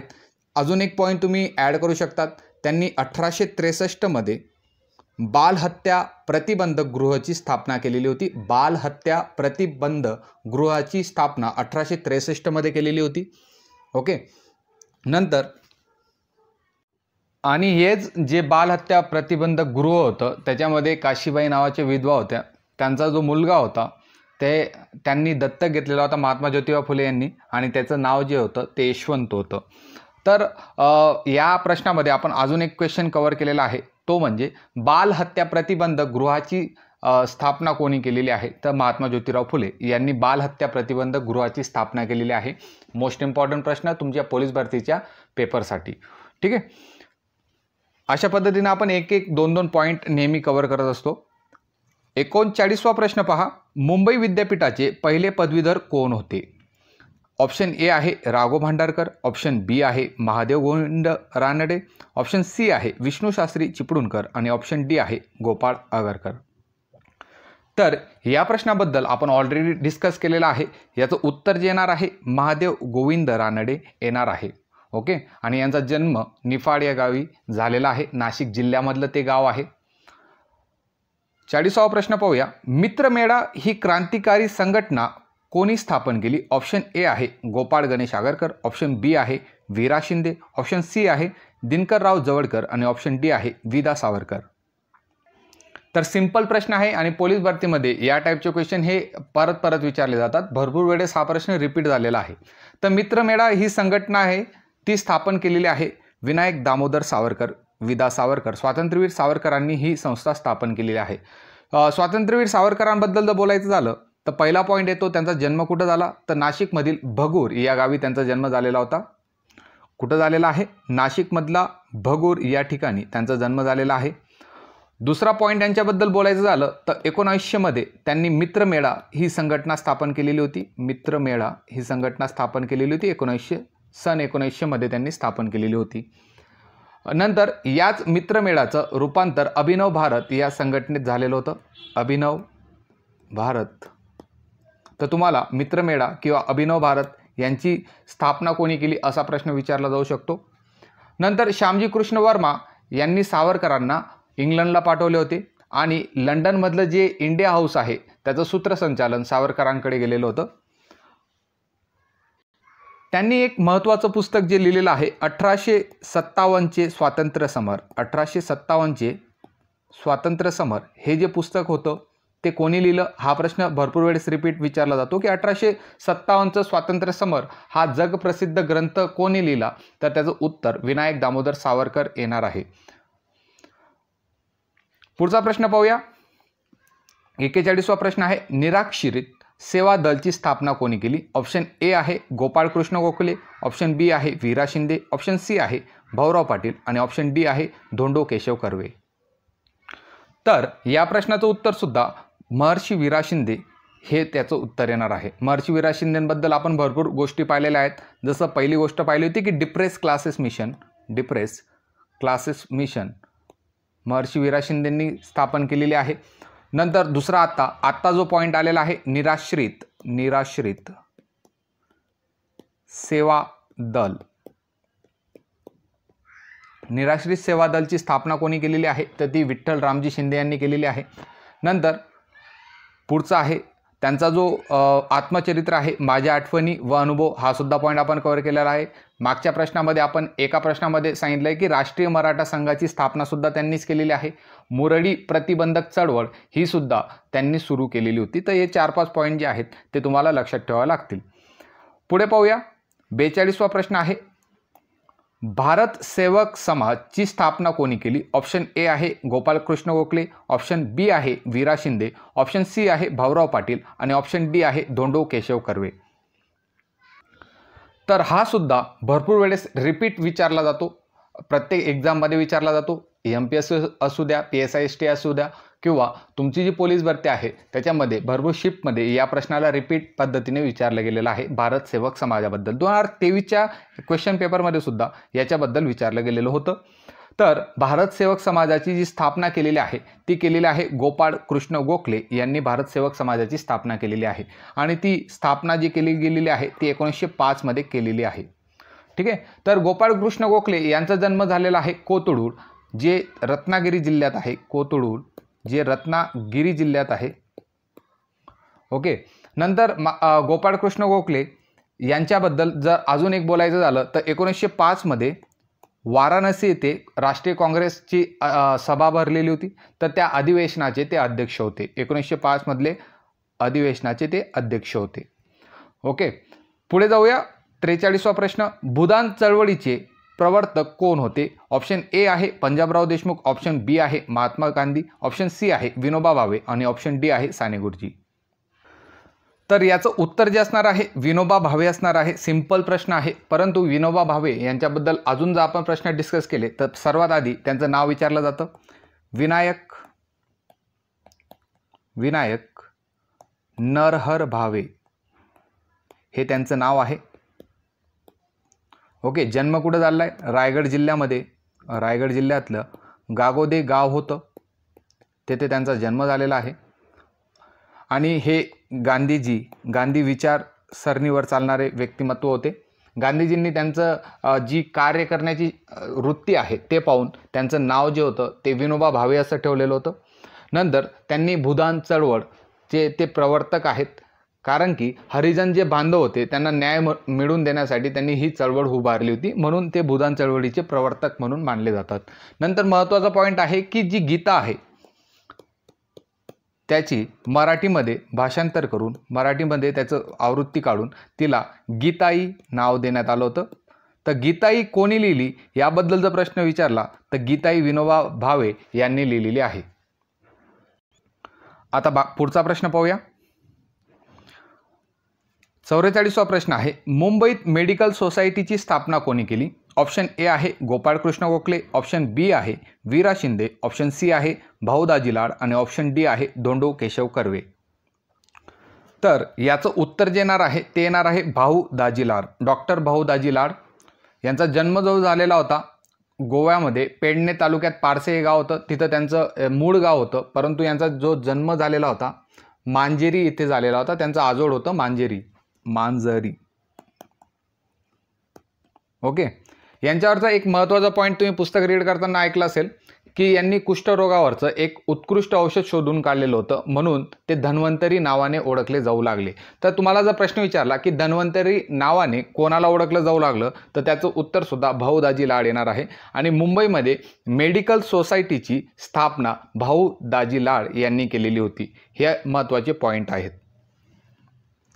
पुढचा प्रश्न पाहूया. 45वा प्रश्न, खालीलपैकी कोणाला महाराष्ट्राचे मार्टिन ल्यूथर किंग असं म्हटलं जातं? आणि हे आपण ऑलरेडी महात्मा ज्योतिराव फुले यांच्याबद्दल मी जेव्हा तुम्हाला अजून एक्स्ट्रा पॉईंट सांगितले त्याच्यामध्ये मी डिस्कस केलेलं होतं की महात्मा फुले यांना महाराष्ट्राचे मार्टिन ल्यूथर किंग असं संबोधलं जातं. 46वा प्रश्न पाहूया. महाराष्ट्राचे बुकर टी वॉशिंग्टन म्हणून कोण ओळखले जाते? ऑप्शन ए आहे गोपाळकृष्ण गोखले, ऑप्शन बी आहे वीरा शिंदे, ऑप्शन सी आहे भाऊराव पाटील आणि ऑप्शन डी आहे धोंडो केशव कर्वे. तर एका प्रश्नामध्ये जेव्हा आपण रयत शिक्षण संस्थेच्या स्थापनेबद्दल बोललो होतो तर तिथं आपण कर्मवीर भाऊराव पाटील यांच्याबद्दल डिस्कस केलेलं होतं. आणि लास्टचा एक पॉईंट होता की हरा महाजन यांनी त्यांचा जो भाऊराव पाटील आहेत, कर्मवीर भाऊराव पाटील आहेत, त्यांचा उल्लेख महाराष्ट्राचे बुकर टी वॉशिंग्टन म्हणून केलेला होता. तर या प्रश्नाचं उत्तर येणार आहे कर्मवीर भाऊराव पाटील. ऑप्शन सी याचं आन्सर येणार आहे. महाराष्ट्राचे बुकर टी वॉशिंग्टन म्हणून कर्मवीर भाऊराव पाटील यांना ओळखलं जातं. 47वा प्रश्न पाहूया. पुण्यात राष्ट्रीय मराठा संघाची स्थापना कोणी केली? ऑप्शन ए आहे गोपाळ गणेश आगरकर, ऑप्शन बी आहे वीरा शिंदे, ऑप्शन सी आहे दिनकरराव जोगळेकर आणि ऑप्शन डी आहे विदा सावरकर. तर याबद्दल आपण ऑलरेडी डिस्कस केलेलं आहे. जेव्हा आपण वीरा शिंदे यांच्याबद्दल जेव्हा पण प्रश्न आलेला आहे आपण रिपीट वेळेस सांगितलं आहे की पुण्यात जी राष्ट्रीय मराठा संघाची स्थापना केली गेली होती ती वीरा शिंदे यांनी केली गेली होती. 48वा प्रश्न पाहूया. सत्सार हे नियतकालिक कोणी सुरू केले? आणि या प्रश्नाबद्दल सुद्धा डिस्कस केलेलं आहे की सत्सार हे नियतकालिक महात्मा ज्योतिराव फुले यांनी सुरू केलेले होते. ऑप्शन सी याचं उत्तर येणार आहे. 49वा प्रश्न पाहूया. विकार विलसित हे नाटक भाषांतर कोणी केले? विकार विलसित हे नाटक भाषांतर कोणी केले?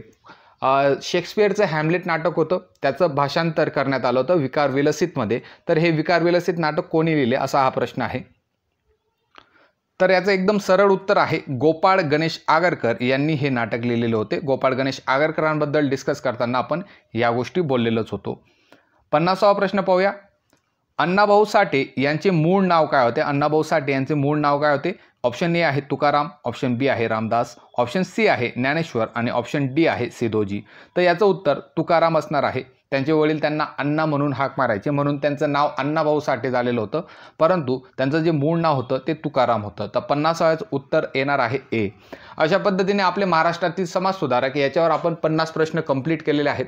महाराष्ट्रातली जे समाजसुधारक आहेत त्यांच्यावर आपलं टार्गेट असणार आहे टोटल 200 प्रश्नांचं आपलं टार्गेट असणार आहे आणि 200 प्रश्नामध्ये आपण आजपर्यंत पोलीस भरतीला जेवढे पण MCQ महाराष्ट्रातले समाजसुधारकांवर आलेले आहेत ते आपण संपूर्ण कव्हर करणार आहोत.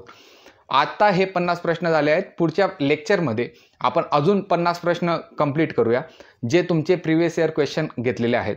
या लेक्चरमध्ये मी जेवढे समाजसुधारक आणि जेवढी माहिती प्रोव्हाइड केलेली आहे ती तुम्ही नोट करून ठेवा, म्हणजे पुढच्या लेक्चरमध्ये तुम्हाला अजून कामात येईल. हे आपलं लेक्चर नंबर 1 आहे. लेक्चर नंबर 2 परत महाराष्ट्रातील समाजसुधारकांवर 50 प्रश्न होतील. त्याच्यानंतर महाराष्ट्रातील समाजसुधारक आपण थोडं थांबूया आणि पुढचा जो पार्ट येणार आहे तो येणार आहे तुमचा महाराष्ट्रातले भूगोलवरचे जे पहिले 3 चॅप्टर असतात तुमच्या सिलेबसचे, त्याच्यावर आपण क्वेश्चन काढण्याचा प्रयत्न करूया. म्हणजे तुम्ही तिकडे रीड करा आणि मी इकडे क्वेश्चनच्या माध्यमातून तुमची रिव्हिजन करून घेईल आणि अशा पद्धतीने आपला पोलीस भरतीचा जो कोर्स असेल तो चालत राहील. पुढे आपण मॅथमॅटिक्सचे 50 प्रत्येक टॉपिक वाईज 50 आपण क्वेश्चन करूया, म्हणजे तुमचा टॉपिकही कव्हर होईल, तुमची प्रश्नांची प्रॅक्टिसही होईल आणि चांगल्या पद्धतीने तुम्हाला गोष्टी लक्षात राहतील. तुम्ही फक्त रीड करत असणार आणि त्याच्याने क्वेश्चन टॅकल होणार नाहीत. या गोष्टी आपल्याला करायच्या नाहीत. आपल्याला जे करायचं आहे तो परीक्षेत प्रश्न कशा पद्धतीने टॅकल होईल किंवा परीक्षेत एक्स्ट्रा माहितीवाला जरी प्रश्न आला तर तो आपल्याला सोडवता यायला पाहिजे. तोपर्यंत हा जो व्हिडिओ आहे तो तुम्ही तुमच्या मित्रांना शेअर करा. तुम्ही भरपूर आपल्या चॅनलला सबस्क्राईब करत आहात, पाहत आहात, त्याबद्दल मी तुमचे आभारी आहे. परंतु आपले जे पोलीस भरती करणारे मित्र आहेत त्यांना शेअर करा, म्हणजे आपल्याला ही सिरीज जी आहे जर व्ह्यूज जास्त असतील किंवा लाईक जास्त असतील तर ही जी सिरीज असेल ती आपण कंटिन्यू ठेवायला आपल्याला ते मोटिवेट भेटेल. आणि तुम्हाला लेक्चर कसं वाटलं त्याबद्दल खाली कमेंट बॉक्समध्ये सांगा की लेक्चर चांगलं होतं, वाईट होतं किंवा याच्यामध्ये काही सुधारणा पाहिजे ते सुद्धा तुम्ही कमेंट करू शकता. No problem. आपलं आता 15,000ची फॅमिली झालेली आहे. आपल्याला ह्या लेक्चरची सिरीज गावागावात पोहोचवायची आहे, म्हणजे जास्त व्यक्ती असतील तर आपल्याला कॉम्पिटिशन माहीत पडेल आणि पेपर आपले अजून दूर आहेत, आचारसंहितेचे टाईम आहे, म्हणून या कालावधीमध्ये तुम्ही पेपराचा अभ्यास आपल्या चॅनल थ्रू करावा, हेच आपलं मोटिवेशन आहे. लेक्चर पूर्ण पाहिल्याबद्दल धन्यवाद.